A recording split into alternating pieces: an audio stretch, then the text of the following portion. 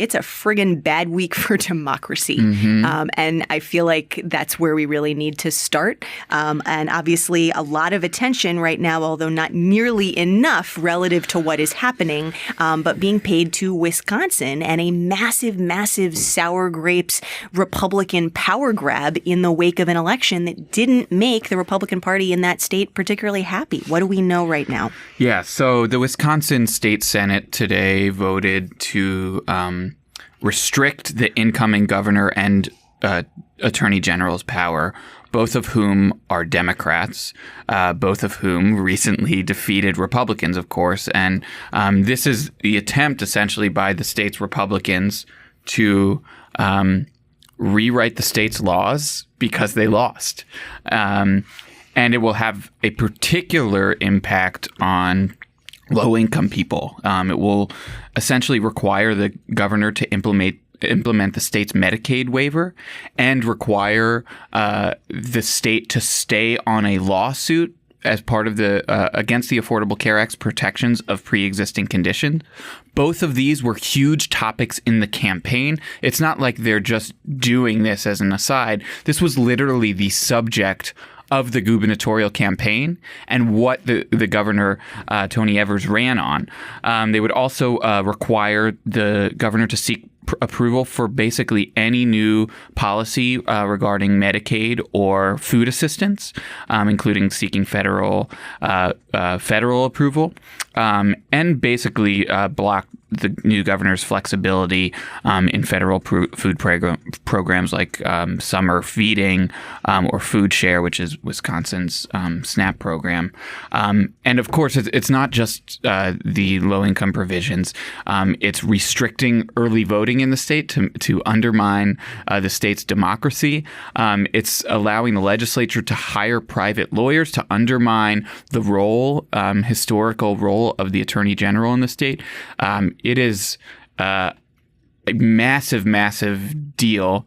And this is not the first state where it's happened, of course. And you mentioned the Medicaid piece. I feel like one of the things that's not getting nearly enough attention within the context of this massive, far-reaching power grab is the healthcare piece of this, right? So to be very clear, the incoming governor, Tony Evers, has stated in the campaign his opposition to taking Medicaid away from jobless folks, right? Something that we also know a majority of the American people don't want to see happen. And yet that is what this legislation will require him to do, despite his having campaigned against it and the people of the state agreeing with him by putting him in that seat. He doesn't get to make that choice. And you mentioned on the Affordable Care Act side as well, locking the state leadership into that lawsuit that attorneys general are continuing to mount that would effectively gut the Affordable Care Act, specifically protections for pre-existing conditions. So just a ton in this package that's actually specifically targeting low-income Wisconsin folks as democracy gets subverted in this wholesale way. And it's not just Wisconsin where we're seeing something like this happen. We talked extensively last week about Michigan, and now we've got updates on that front as well, and they're not a hell of a lot rosier. Right. Similar attempts. The Republican legislature in Michigan is aiming to basically limit the authority of Governor-elect Gretchen Whitmer, a Democrat, and the state's attorney general, and the Secretary of State on campaign finance laws and other legal issues, all three of whom are women, a historical first for Michigan, and now they're having essentially the rug pulled out from under their power in the state.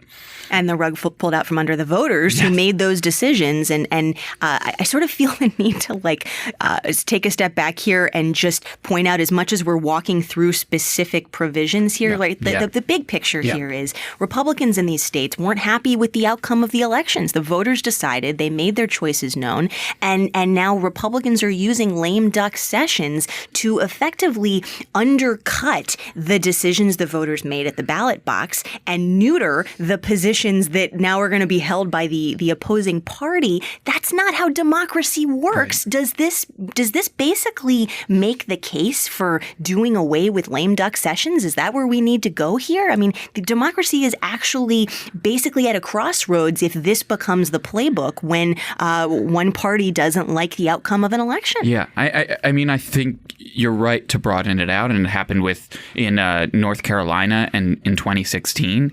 And I think we talk a lot about Trump's threat to democracy and his subversion of democratic norms and what that means. But I think what we're seeing is, it's not just Trump. This is where the Republican Party is currently at. They are an anti-small d Democratic Party.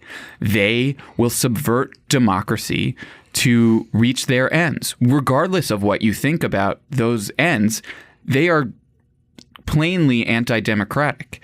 And we talk a lot about how Trump is defying norms and the party is defying norms in many ways, but we're seeing that they're willing to put those norm-defying actions into law so that they are changing the law to subvert democracy long-term. So I think there's a lot of potential solutions. Doing away with lame duck sessions is one, but there needs to be a similarly strong effort on the other side to protect democracy when it's under threat. And I mean, you described a little bit of what's going on in Michigan. We also talked a lot about it, as I said, last week. Some of that is still playing out as we speak, but we're watching not just power being taken away from incoming leaders, but also we're watching actual choices that voters made at the ballot box on issues like paid sick leave, like minimum wage, also being stripped away from them so that instead of being able to make choices at the ballot box, the legislature is taking this exceptional and bizarre step of passing, and I should say Republicans in the legislature, of passing the bills that they then are now turning around. And what's happening this week is they're actually repealing them or gutting them so that the voters never get a chance to decide through representative democracy. Excuse me, I should say through direct access to democracy. This is what passes for representative democracy. And I'm putting that in massive scare quotes because obviously it's the opposite.